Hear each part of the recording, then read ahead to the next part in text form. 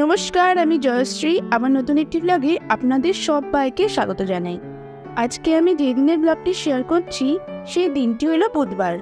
আজকে আমরা বেরিয়ে পড়েছি খাদি মেলায় যাওয়ার উদ্দেশ্যে। তো চলে এসেছি আমরা খাদি মেলাতে। এই খাদি মেলাটি অনুষ্ঠিত হচ্ছে কৃষ্ণনগর পাবলিক লাইব্রেরি মাঠে। আপনারা যদি কেউ পাবলিক লাইব্রেরি মাঠে আসতে চান, স্টেশন থেকে টোটো ধরবেন, টোটো ধরে বলবেন পাবলিক লাইব্রেরি মাঠের সামনে নামবো, আপনাদের একেবারে পাবলিক লাইব্রেরি মাঠের সামনে দাঁড় করিয়ে দেবে। আজ আমি আপনাদের নিয়ে এসেছি এক অসাধারণ অভিজ্ঞতার শিকার হতে। আমাদের দেশের ঐতিহ্য, আমাদের শিকড়ের গল্প, খাদির সঙ্গে জড়িয়ে আছে সেই প্রাচীন সৌন্দর্য। আজকের ভিডিওতে আমরা একসাথে ঘুরে দেখবই খাদি মেলা এবং জানবো খাদি ও গ্রামীণ হস্তশিল্পের নানা গল্প। খাদি আমাদের স্বাধীনতা আন্দোলনের একটি গুরুত্বপূর্ণ প্রতীক। মহাত্মা গান্ধী খাদির মাধ্যমে আত্মনির্ভরশীলতার যে বার্তা দিয়েছিলেন তা আজও সমানভাবে প্রাসঙ্গিক। এই মেলায় এসে বুঝতে পারলাম কিভাবে খাদি শুধু একটি কাপড় নয়, বরং আমাদের জীবনের সঙ্গে মিশে থাকা একটি ভাবনা। খাদি ছাড়াও এই মেলায় রয়েছে আরও অনেক হস্তশিল্প, হাতে তৈরি গয়না, থালাবাটি এবং বিভিন্ন ধরনের ঘরোয়া সামগ্রী। এইসব জিনিস শুধু ব্যবহারযোগ্য নয়, এগুলো আমাদের গ্রামীণ জীবনের প্রতিচ্ছবি। চারিদিকটা অপূর্ব সুন্দর লাগছে, আর এত সুন্দর সুন্দর হাতের বানানো শাড়ি দেখে যেন প্রাণটা জুড়িয়ে যাচ্ছে। সামনে আছে আরও অনেক দোকান।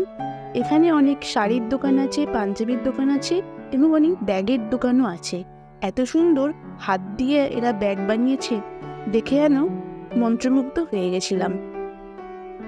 সামনেই পুজো, আর এখানে এত সুন্দর সুন্দর শাড়ির কালেকশন, মানে দেখে কোনটা ছেড়ে কোনটা নেওয়া বুঝতে পারছিলাম না। এত সুন্দর সুন্দর শাড়িগুলো ডিজাইন করেছে এবং এত সুন্দর কালারগুলো না। আর পাঞ্জাবিরাও কিন্তু অনেক ভালোই কালেকশন ছিল প্রত্যেকটা দোকানে। এখানে বাইরে কটা পাঞ্জাবি ঝুলছিল, আপনাদের সেগুলো দেখালাম। আর শাড়ির কালেকশন তো আপনারা নিজেরাই দেখতে পাচ্ছেন কত সুন্দর। এতক্ষণে আমরা শুধু পাবলিক লাইব্রেরি মাঠের অর্ধেক অংশটাই ঘুরেছি, এখনো বাকি আছে আর একটু অংশ। তাতেই দেখলেন কত দোকান এবং কত কালেকশন। খাদির সাথে সাথে এই মেলায় আমাদের সংস্কৃতির নানা দিকও তুলে ধরা হচ্ছে। লোকনৃত্য, গান আর নানা সাংস্কৃতিক অনুষ্ঠান হচ্ছে। এখানকার পরিবেশটা অন্যরকম। এখানে কিন্তু খুব সুন্দর কাঠের পুতুল এবং হাতের তৈরি আসবাবপত্র আছে। এত কাজটা ওনাদের নিখুঁত যে একটা ভুলও আপনি দেখতে পারবেন না। খুব সুন্দর সুন্দর ব্যাগেরও কালেকশন আছে, ব্যাগগুলো শুধু অসাধারণ ছিল। এখানে অনেক জুয়েলারি আছে, আর শাড়ির দোকানগুলো তো মেয়েদের মন কাটছে। একটা শাড়ির দোকান না, আমি পুরো আটকেই গেছিলাম এই দোকানটাতে। এই দোকানে এত সুন্দর সুন্দর শাড়ি, ওই যে নীল কালারের একটি শাড়ি আছে না, ওটা আমার দেখে এত সুন্দর লেগেছিল। এখানে নানা ডিস্ট্রিক্ট থেকে অনেক দোকান এসেছিল, যেমন কি সুন্দরবন থেকে এসেছিল মধু, খাঁটি মধু।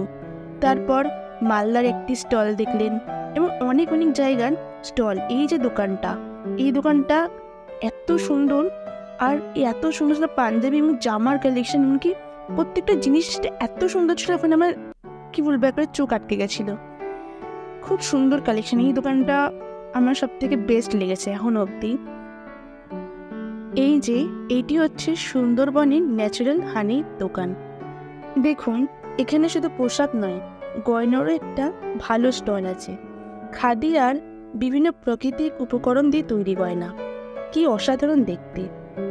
মেলায় আরেকটা মজা হলো, এখানে শুধু কেনাকাটাই নয়, সুস্বাদু খাবারও পাওয়া যায়। খাদির এমনি একটা গুণ আছে যে এটা আমাদের ফ্যাশনেবল রাখে এবং পরিবেশকেও রক্ষা করে। আজকাল অনেক তরুণ তরুণীরাও খাদির প্রতি আকৃষ্ট হচ্ছে, এটা দেখতে আমার খুব ভালো লাগছে। আজকের খাদি মেলায় ঘুরে অনেক কিছু জানলাম, দেখলাম আর শিখলাম।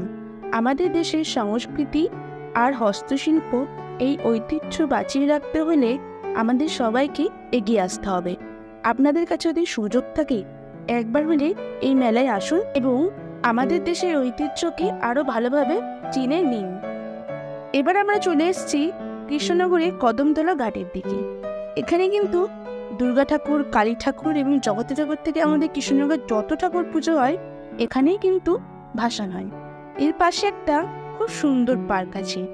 আপনারাও সন্ধ্যাবেলায় সময় করে আপনার প্রিয় মানুষ কিংবা পরিবারের সদস্য কিংবা ফ্রেন্ডসের সাথে অবশ্যই এখানে এসে একবার অন্তত ভিজিট করবেন।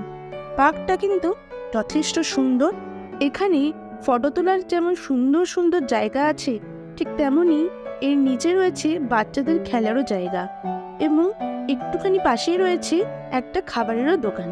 আপনারা আপনাদের সন্ধ্যাটাকে আরও স্পেশাল করতে অবশ্যই এখানটাই আসতে পারেন, এসে একবার অন্তত ভিজিট করতে পারেন। এই দেখুন, এই হচ্ছে সেই খাবারের দোকানটা। এখানে কিন্তু অনেক সুস্বাদু খাবার পাওয়া যায়। এই দিকে একটা খুব সুন্দর দুর্গা ঠাকুরের মূর্তি আছে। কি সুন্দর না বলুন, দেখে যেন প্রাণটা জুড়িয়ে গেল। খুবই সুন্দর লাগছে এই মূর্তিটা। তারপর আমরা বেরিয়ে পড়েছিলাম কিছু খাবারের উদ্দেশ্যে। আমরা এখন যে জায়গাটা যাচ্ছি এই জায়গাটি হলো কৃষ্ণনগর পাবলিক লাইব্রেরি মাঠের পাশের গলি। এই গলিটাকে আমরা খাই খাই গলি বলি, কারণ এখানে অনেক রকম খাবারের দোকান আছে। সেই জন্য এখান থেকে আমরা অর্ডার দিয়েছিলাম একটা এগ মাটন চাউমিন। এর দাম মাত্র 100 টাকা। খেতেও বেশ ভালো ছিল। এই ছিল আজকের ব্লগ। আশা করি আপনাদের ভালো লেগেছে। যদি আমার ভিডিওগুলি ভালো লাগে অবশ্যই আমার চ্যানেলটি লাইক, কমেন্ট, সাবস্ক্রাইব আর শেয়ার করতে ভুলবেন না। সবাই ভালো থাকবেন, সাবধানে থাকবেন। আবার দেখা হবে পরের একটি ব্লগে। আর আমার চ্যানেলে নতুন বন্ধু হলে অবশ্যই চ্যানেলটা ভিজিট করে সাবস্ক্রাইব করে দেবেন। আর ফেসবুক থেকে দেখলে পেজটা ফলো করে নেওয়ার অনুরোধ রইল।